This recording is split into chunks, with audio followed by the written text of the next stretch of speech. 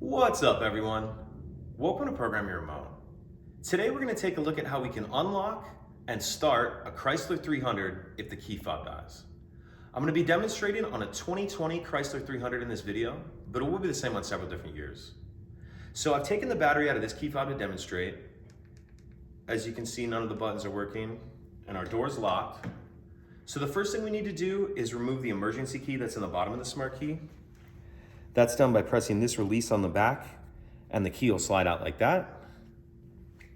Now we'll put the key in the driver's door and we're going to turn it to the left or counterclockwise to unlock the door. And as soon as we open the door, the alarm's going to start going off.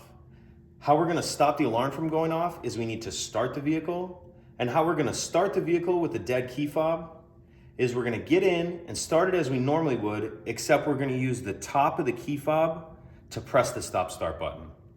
I'm going to show all this to you. I'm just going to be going kind of quickly and it's going to be difficult to hear because the alarm's going to be blasting. So let's go ahead and give it a shot.